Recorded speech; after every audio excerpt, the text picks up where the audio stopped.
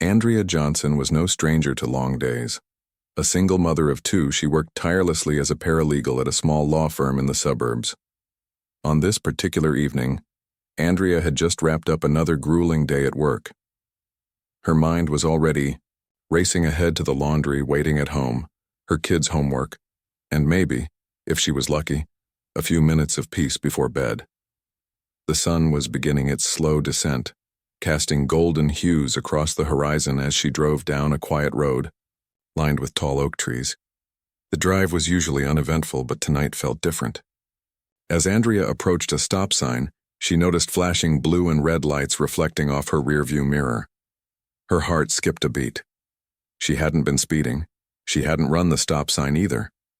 Still, she pulled over carefully, ensuring her car was safely positioned on the shoulder of the road. Taking a deep breath, Andrea reminded herself to stay calm. This was likely nothing more than a routine traffic stop. When Officer Mark Reynolds stepped out of his patrol car, Andrea glanced back at him through her rearview mirror. He was tall, broad-shouldered, and wearing sunglasses despite the fading sunlight. Something about his posture struck her as odd, too stiff, too deliberate.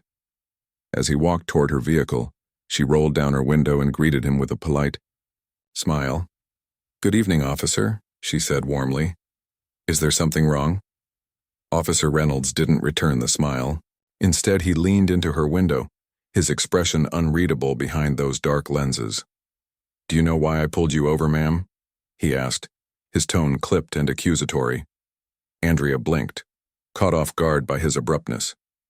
"No, sir, I don't," she replied honestly. "I thought I was following all the rules." "You were weaving between lanes back there," he said, pointing vaguely toward the road they'd both traveled moments ago. "That's reckless driving." "Weaving?" Andrea frowned, replaying the last stretch of her journey in her mind. She hadn't changed lanes without signaling, let alone drifted dangerously. But arguing now wouldn't help. Instead, she kept her voice steady and even. "I'm sorry if it seemed that way, officer, but I promise I wasn't doing anything unsafe. Can we just resolve this quickly? I have kids waiting for me at home." Reynolds ignored her explanation. His eyes scanned her face, lingering longer than necessary before he finally spoke again. "License and registration, please." Andrea nodded, reaching for her purse on the passenger seat. She fished out her license and handed it over along with the registration papers. As Reynolds studied them, she couldn't shake the feeling that something was off. His demeanor wasn't professional, it was almost hostile.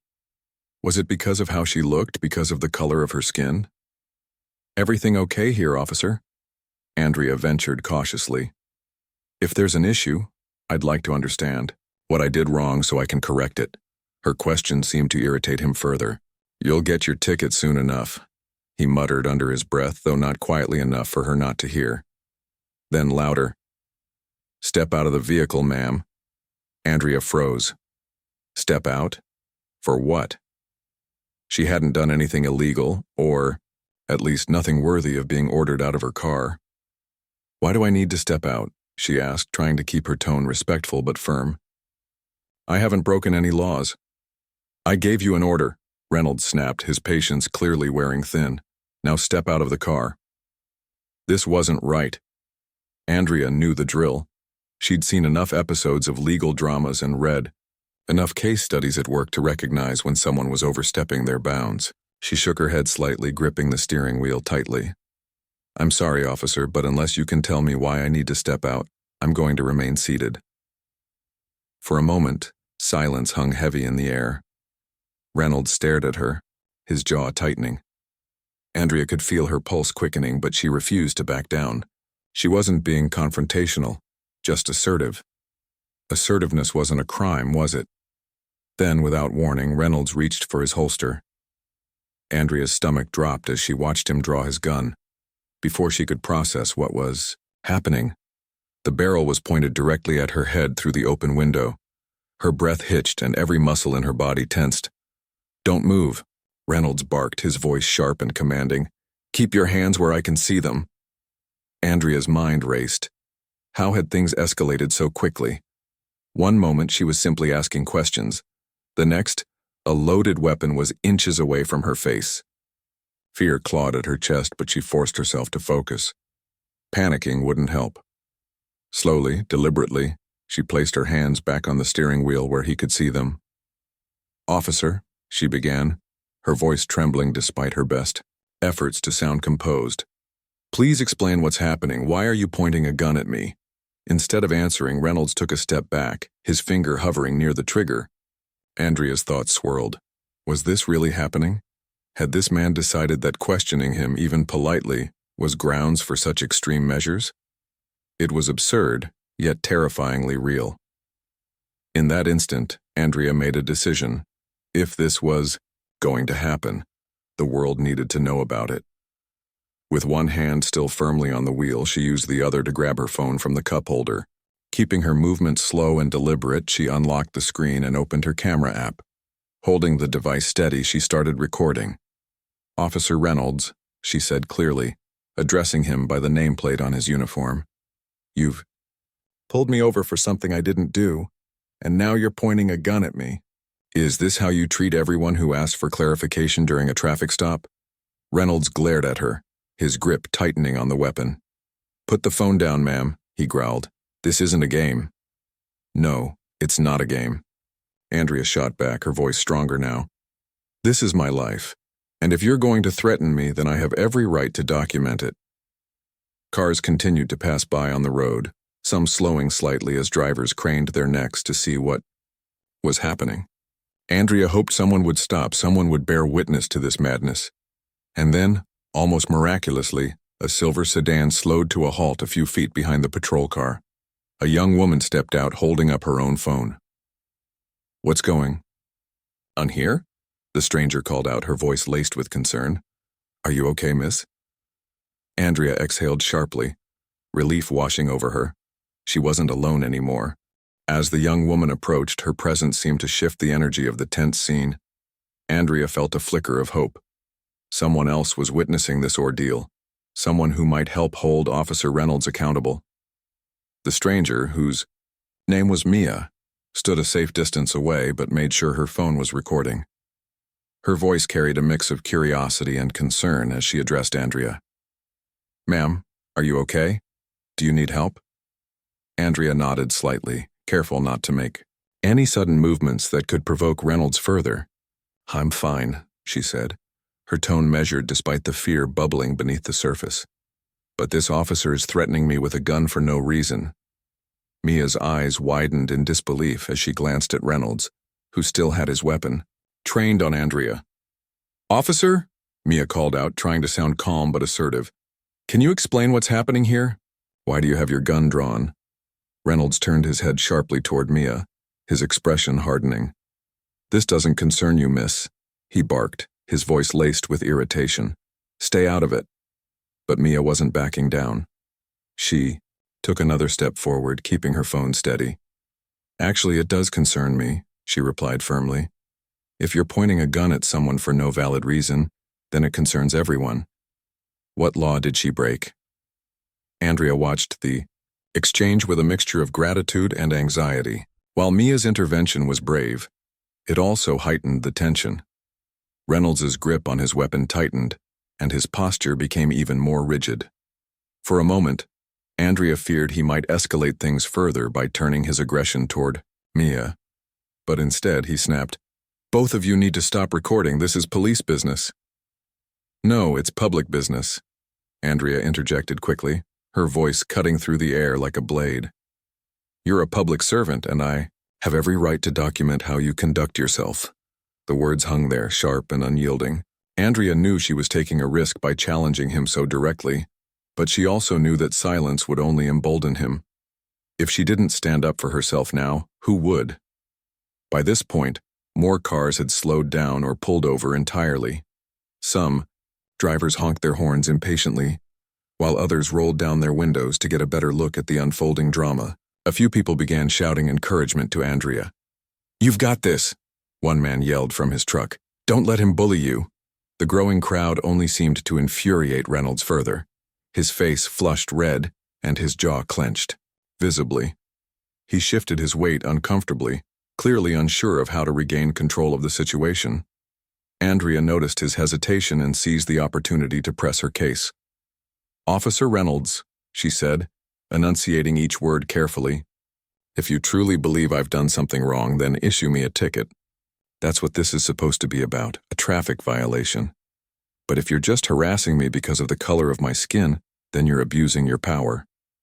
Her accusation struck a nerve. Reynolds' eyes narrowed, and for a split second, Andrea thought he might lash out physically. But before he could respond, another voice joined the fray. An older man, wearing a baseball cap and leaning heavily on a cane, limped toward the group. His weathered face bore an expression of quiet determination. "What's all the commotion here?" he asked, his gravelly voice carrying authority despite his frail appearance. "Why are you pointing a gun at this lady?"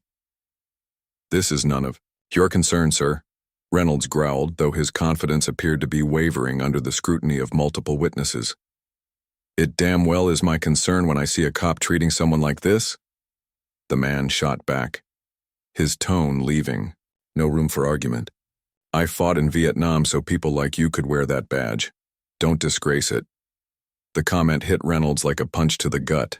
He faltered, lowering his gun slightly but not enough to completely disarm the situation. Andrea used the moment to speak again, addressing the growing audience directly. "I don't want anyone to get hurt," she said, her voice rising above the murmurs of the crowd. "All I did was ask for clarification about why I was pulled over. Is that really too much to ask?" Her question resonated with the bystanders, many of whom nodded in agreement. Someone else shouted, "Yeah, man, put the gun away. She hasn't done anything wrong." Reynolds' frustration was palpable. He glanced around nervously, realizing he was losing ground. The once routine traffic stop had spiraled into a public spectacle, and he was the center of attention, for all the wrong reasons. Still, he refused to back down entirely. Instead, he barked another command at Andrea. "Turn off your phone and hand it over." Andrea shook her head firmly. "No," she replied without hesitation. "I'm within my rights to record this interaction. You're violating protocol and I'm documenting it." The defiance in her voice sent a ripple through the crowd. Cheers erupted from several onlookers, urging Andrea to keep standing her ground. Even Mia, still filming from a safe distance, gave her a thumbs up of solidarity. Andrea felt a surge of strength coursing through her veins. She wasn't alone anymore. She had allies, strangers who cared enough to step up and support her. Meanwhile, the older man with the cane stepped closer to Reynolds, his presence commanding respect. "Son," he said gruffly, "you're making a fool of yourself. Put that gun away before you embarrass yourself further, or worse, hurt someone." For the first time since the encounter began, Reynolds looked genuinely rattled. His gaze darted between Andrea, the crowd, and the cameras pointed in his direction. He seemed to realize that continuing down this path would only dig him deeper into trouble. Reluctantly, he lowered his weapon and holstered it, though his movements were stiff and awkward. "You'll regret this," he muttered darkly, glaring at Andrea. "Mark my words." But Andrea didn't flinch.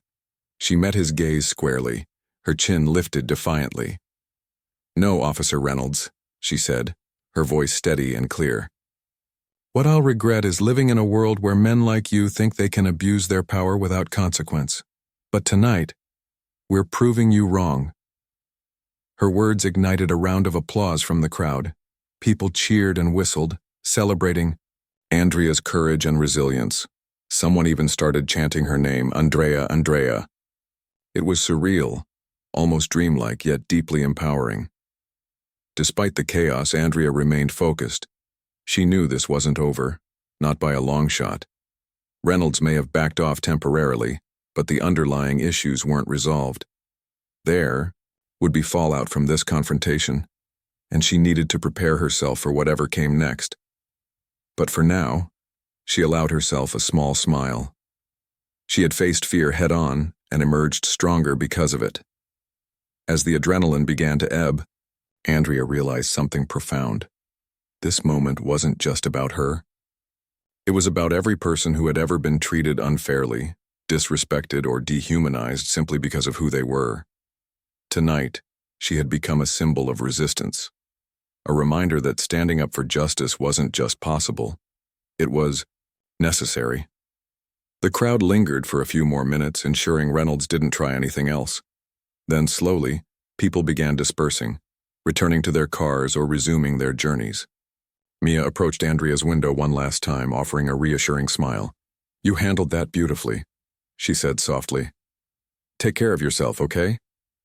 Andrea nodded, gratitude swelling in her chest. "Thank you," she replied. "For everything."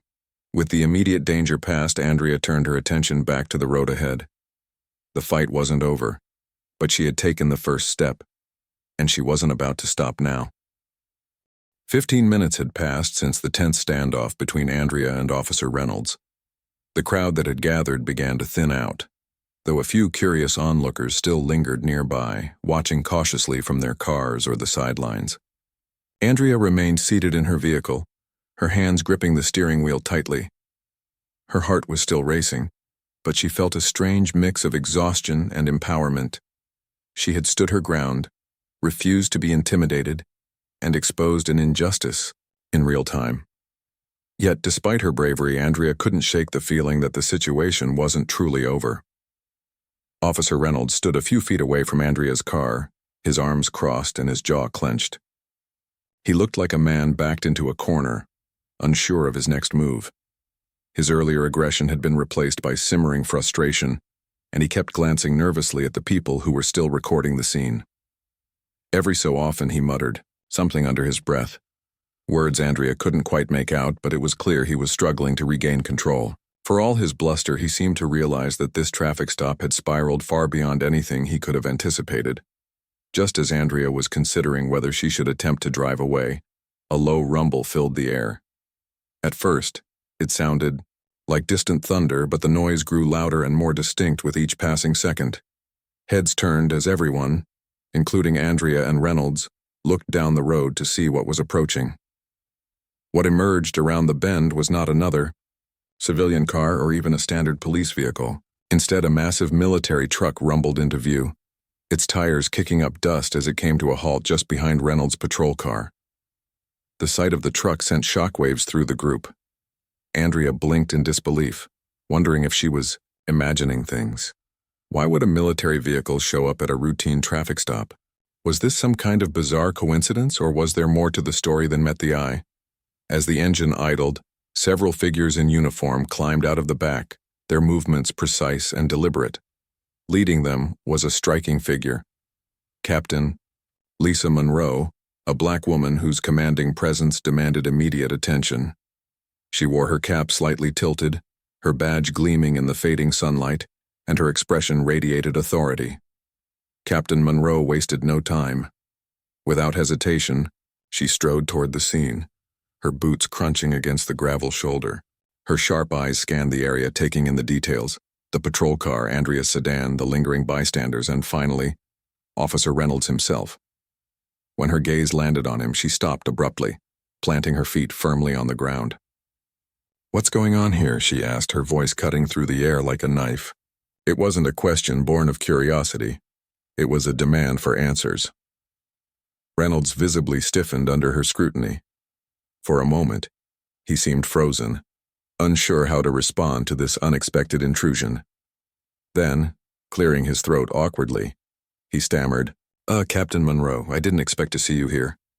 "Clearly," Monroe replied dryly, raising an eyebrow. "Now explain yourself. Why is your gun drawn? Why are there civilians recording this interaction? And why does it look like you've turned a simple traffic stop into a public spectacle?" Her words hit hard, leaving little room for evasion. Reynolds shifted uncomfortably, his earlier bravado crumbling under the weight of Monroe's unyielding demeanor. He glanced at Andrea's car, then back at the captain, clearly searching for a way to justify his actions. Finally, he mumbled, "This driver was being uncooperative. She questioned my authority and refused to comply with my orders." Monroe's eyes narrowed dangerously. "Uncooperative?" she repeated, her tone dripping with skepticism. "And that warrants drawing your weapon?" On a civilian who hasn't committed any violent crime? Reynolds started, but Monroe cut him off before he could finish. Enough, she said sharply, holding up a hand. I'll hear her side of the story too. But first, holster your weapon and step away from the vehicle. Now, for a moment, Reynolds hesitated, his pride warring with his instinct for self-preservation. But one look at Monroe's steely gaze convinced him not to push his luck. Slowly, reluctantly, he complied, stepping back and creating space between himself and Andrea's car. Monroe nodded approvingly, then turned her attention to Andrea. "And you," she said, addressing Andrea directly. "Are you okay? Did he harm you in any way?" Andrea took a deep breath, steadying herself before responding. "I'm fine," she said, her voice calm but tinged with emotion. "But yes, he drew his gun on me for no valid reason. I was simply asking questions about why I was pulled over. I haven't broken any laws." Monroe listened intently, her expression softening slightly as she processed Andrea's words. Nodding slowly, she turned back to Reynolds. "Is this true?" she asked, her tone icy. "Did you escalate this situation unnecessarily?" Reynolds opened his mouth to protest, but Monroe raised a hand again, silencing him. "Don't bother lying," she warned. "We already have multiple recordings of what happened here. If you try to spin this, it'll only make things worse for you." The mention of recordings visibly rattled Reynolds. He glanced nervously at the bystanders, many of whom were still filming the encounter. Realizing he had no choice but to cooperate, he muttered, "Fine. She was argumentative, and I thought she might become a threat." "A threat?" Monroe echoed incredulously. "A woman sitting calmly in her car is now considered a threat? Do you even hear yourself right now?" Reynolds didn't respond, lowering his head in defeat. Monroe shook her own head in disgust, then gestured for two of her soldiers to take position near Reynolds. "You're relieved of duty for the remainder of this incident," she announced. "Consider yourself under investigation pending further review." The declaration sent a ripple through the remaining crowd. Murmurs of approval spread among the bystanders, some of whom clapped softly in support of Monroe's decisive action. Andrea, meanwhile, felt a wave of relief wash over her. For the first time since the ordeal began, she allowed herself to breathe deeply, letting the tension ease from her shoulders. Monroe approached Andrea's window, leaning down slightly to meet her gaze. "Ms. Johnson," she said, reading Andrea's name off the license Reynolds had left on his patrol car. "You've shown incredible courage today. Standing up to someone in power isn't easy, especially when they abuse that power. But let me assure you, you won't face this alone. We're going to get to the bottom of this." Andrea nodded, tears welling in her eyes. "Thank you, Captain," she whispered, her voice trembling with gratitude. "I just want justice. Not just for me, but for everyone who's been treated this way." Monroe placed a reassuring hand on Andrea's car door. "Justice starts with accountability," she said firmly. "And we're going to hold him accountable. In the meantime, go home safely. You've done enough tonight." With those words, Monroe signaled for her team to begin documenting the scene. They confiscated Reynolds' dashcam footage, collected statements from witnesses, and ensured the entire incident was thoroughly recorded. Meanwhile, Andrea rolled up her window and started her car, preparing to leave. As she pulled away, she glanced in her rearview mirror one last time, watching as the military truck and its crew continued their work. Though shaken, Andrea felt a renewed sense of purpose. This wasn't just about her anymore. It was about shining a light on systemic issues that affected countless others. With the support of brave individuals like Captain Monroe and the strangers who had rallied to her aid, she knew she could turn this terrifying experience into something meaningful. The road ahead wouldn't be easy, but Andrea was ready to fight for change, one step at a time. The following morning, Andrea woke up feeling like she had been hit by a truck. Her body ached from the stress of the previous night, and her mind raced with fragmented thoughts of what had happened. She lay in bed for a while, staring at the ceiling, replaying the events over and over again in her head. The flashing lights, the gun pointed at her face, the crowd that had gathered, and finally, the arrival of Captain Lisa Monroe. It all felt surreal. like something out of a movie rather than real life. But as the sunlight streamed through her bedroom window, Andrea realized it wasn't just a nightmare. It had actually happened. And now, she had to figure out what came next. She couldn't let the incident fade into obscurity.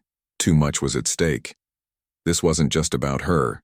It was about exposing the truth and demanding accountability. With that thought firmly planted in her mind, Andrea got out of bed, took a deep breath, and began preparing herself for the day ahead. By mid-morning, news of the traffic stop had spread like wildfire. Social media platforms were ablaze with posts, videos, and hashtags related to the incident. Justice for Andrea trended on Twitter within hours, accompanied by countless messages of support from people across the country. Some shared their own stories of being mistreated by law enforcement, while others praised Andrea's courage for standing up to Officer Reynolds despite the danger. Even local news outlets picked up the story, airing clips of the confrontation captured by bystanders and interviewing witnesses who had been present at the scene. One such witness was Mia, the young woman who had stepped out of her car to record the encounter. In an interview with a local TV station, Mia described how she had initially slowed down out of curiosity, but quickly realized something was terribly wrong. "When I saw that officer pointing his gun at Andrea for no reason, I knew I had to do something," Mia explained, her voice steady but emotional. She was calm and composed even though she was clearly scared. She didn't deserve to be treated that way. Another interview featured the older man with the cane, whose name was revealed to be Mr. Harold Jenkins. A retired Army veteran, Jenkins spoke passionately about the importance of holding police officers accountable. "I've seen good cops and bad cops in my lifetime," he said, adjusting his baseball cap as he addressed the camera. "This officer? He disgraced his badge. There's no excuse for threatening someone with a gun over a simple question. If we don't speak up when we see this kind of behavior, it'll keep happening." As the story gained traction, protests began to form outside the local police department. Dozens of people showed up holding signs that read, "Accountability now" and "Protect our communities." Activists from nearby towns joined the demonstration, amplifying the call for justice. Andrea watched the coverage unfold on her phone, amazed by the groundswell of support. She hadn't expected so many people to rally behind her, but their solidarity gave her strength. Later that afternoon, Andrea decided to visit the protest herself. She wanted to thank the demonstrators personally and express her gratitude for their efforts. Dressed in a simple blouse and jeans, she arrived at the scene cautiously, unsure of how she'd be received. But as soon as she stepped out of her car, the crowd erupted into applause. Strangers hugged her, shook her hand, and told her how inspired they were by her bravery. One woman handed her a sign that read, "Courage changes everything," encouraging her to hold it high. Standing amidst the sea of faces, Andrea felt both humbled and empowered. She grabbed a megaphone and addressed the crowd, her voice trembling at first, but growing stronger with each word. "Thank you all for being here today," she began, pausing to collect her thoughts. "What happened to me isn't unique, it's part of a much bigger problem. Too many people have experienced racism, intimidation, and abuse at the hands of those who are supposed to protect us. I'm just one person, but together, we can make sure this doesn't happen again." Her speech earned cheers and chants of, "No justice, no peace." The energy was electric, a mix of anger, hope, and determination. Andrea soaked it in, realizing that this moment wasn't just about her, it was about creating lasting change. As the protest continued, she connected with organizers and activists, learning more about their work and discussing ways to amplify the movement. Meanwhile, Captain Lisa Monroe became a central figure in the unfolding drama. News of her intervention during the traffic stop turned her into a symbol of integrity and leadership. People praised her for stepping in when it mattered most, and calls for her involvement in broader police reform efforts grew louder. During a press conference held later that week, Monroe addressed the public, emphasizing the need for transparency and accountability within law enforcement. "This isn't about singling out one officer or one department," she said, standing tall in front of a podium adorned with the Pentagon logo. It's about addressing systemic issues that have gone unchecked for far too long. We owe it to our communities to ensure that every individual, regardless of race, gender, or background, is treated with respect and fairness. Monroe's words resonated deeply with the public, further fueling the momentum of the protests. Protesters began chanting her name alongside Andrea's, viewing her as an ally in the fight for justice. For Andrea, seeing Monroe take a stand meant everything. It reinforced her belief that there were still good people within institutions willing to challenge the status quo. As days turned into weeks, the fallout from the incident continued to unfold. Internal Affairs launched an investigation into Officer Reynolds' conduct, though leaks suggested resistance from higher-ups within the department. Andrea hired a civil rights attorney to file a lawsuit against the city, seeking not only compensation for the trauma she endured, but also policy changes to prevent similar incidents in the future. The legal battle would be long and difficult, but Andrea was prepared to fight. In addition to pursuing legal action, Andrea threw herself into advocacy work. She started attending community meetings, speaking at rallies, and collaborating with organizations focused on criminal justice reform. Her story resonated with people from all walks of life, inspiring them to share their own experiences and join the movement. Together, they drafted petitions, organized fundraisers, and lobbied local officials for change. Through it all, Andrea remained grounded, drawing strength from her family, friends, and the growing network of supporters around her. She knew the road ahead wouldn't be easy, but she also knew she wasn't alone. Every chant, every march, every conversation brought them closer to a world where no one had to live in fear of unjust treatment. One evening, as Andrea sat at her kitchen table reviewing notes for an upcoming speech, her youngest child tugged at her sleeve. "Mommy," the little girl asked innocently, "why are so many people mad at the police?" Andrea smiled softly, pulling her daughter onto her lap. "They're not mad at all police, sweetheart," she explained gently. "They're mad because some officers forget why they wear their badges. They're supposed to protect everyone, equally, but sometimes they don't. So we're working hard to remind them." Her daughter nodded thoughtfully before wrapping her arms around Andrea's neck. "I'm proud of you, Mommy," she whispered. Tears pricked Andrea's eyes as she hugged her daughter tightly. In that moment, she understood the true power of standing up for what was right. Change wouldn't come overnight, but every step forward mattered, and Andrea was determined to keep moving forward, one courageous act at a time. The momentum of the movement sparked by Andrea's courage continued to grow, reaching far beyond the small suburban town where it had begun.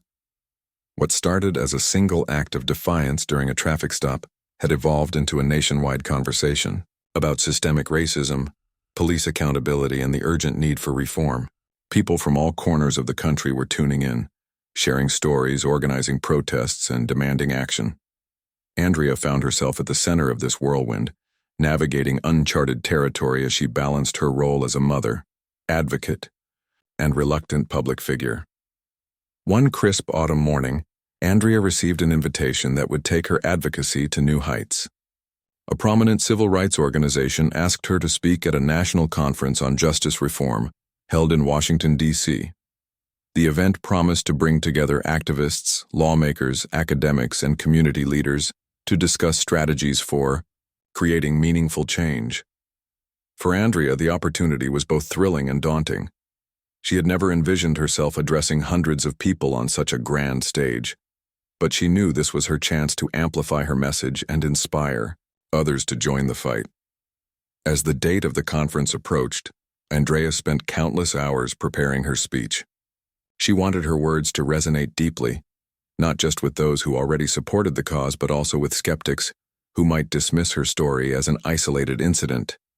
She poured her heart into crafting a narrative that highlighted her personal experience while connecting it to the broader struggles faced by marginalized communities. Late nights were spent rehearsing in front of her bathroom mirror, practicing her delivery until she felt confident enough to step onto that stage. On the day of the conference, Andrea arrived at the venue early, clutching her notes tightly as she walked through the bustling hallways. The energy inside was electric. People exchanged ideas passionately, Banners lined the walls and volunteers handed out pamphlets promoting various initiatives. As Andrea made her way to the main auditorium, she spotted familiar faces. Mia, the young woman who had recorded the traffic stop. Mr. Jenkins, the retired veteran whose words had resonated so powerfully during interviews. And even Captain Lisa Monroe, who had become a trusted ally in recent weeks. Seeing these individuals brought a wave of gratitude over Andrea. They weren't just witnesses to her ordeal. They were partners in the fight for justice. Together, they represented the diverse coalition necessary to drive real change. Before taking the stage, Andrea gathered them for a quick group photo, capturing a moment of unity that symbolized the collective effort behind the movement. When it was finally time for Andrea to speak, the auditorium fell silent. Hundreds of eyes turned toward her as she stepped up to the podium, her heart pounding in her chest. Taking a deep breath, she began her speech, her voice steady despite the nerves coursing through her veins. "Good afternoon," she said, scanning the crowd. "My name is Andrea Johnson, and I stand before you today not because I sought this platform, but because circumstances forced me into the spotlight. I'm here to share my story, not because it's unique, but because it's emblematic of a much larger issue plaguing our society." She paused, letting her words sink in before continuing. "A few weeks ago, I was pulled over for what should have been a routine traffic stop. Instead, I found myself staring down the barrel of a gun, accused of being uncooperative simply because I dared to ask questions. In that moment, I realized something profound. When someone in power feels threatened by your voice, it means you're doing something right." The audience erupted into applause, many nodding in agreement. Andrea smiled briefly before continuing. "But let me be clear, this isn't just about me. It's about every person who has ever been targeted, humiliated, or endangered because of the color of their skin. It's about the mothers who fear for their sons, the children who grow up learning to comply instead of thrive, and the countless lives lost to senseless violence. We cannot allow this cycle to continue." Her voice grew stronger, more impassioned. "Change doesn't happen overnight, and it certainly doesn't happen without resistance. But I've learned that courage is contagious. When one person stands up, others follow. That's why I'm asking each of you to use your voices, your platforms, and your resources to demand accountability. Whether you're speaking at a rally, calling your elected officials, or simply having conversations with friends and family, every action matters." By the end of her speech, the room was alive with emotion. People cheered, whistled, and gave Andrea a standing ovation that lasted several minutes. As she left the stage, tears streaming down her face, she felt a renewed sense of purpose. This wasn't just her fight anymore. It belonged to everyone committed to building a fairer, more equitable world. In the days following the conference, Andrea's influence expanded exponentially. Media outlets covered her speech extensively, highlighting key moments and sharing clips across social media. Her message reached millions, sparking discussions in living rooms, classrooms, and boardrooms alike. Inspired by her example, schools and universities invited her to speak at assemblies and panel discussions. Community organizations enlisted her help in drafting petitions and organizing grassroots campaigns. Even celebrities used their platforms to amplify her cause, donating funds and resources to support her efforts. Amidst the whirlwind of activity, Andrea remained grounded, leaning heavily on her support system. Her children were her anchor, reminding her daily why she was fighting so hard. "Mommy's making things better," her eldest son proudly told his classmates after seeing her on TV. Friends and neighbors rallied around her, offering everything from childcare assistance to emotional encouragement. And then there was Captain Monroe, whose unwavering dedication to justice inspired Andrea to keep pushing forward. Monroe, too, had become a force to be reckoned with.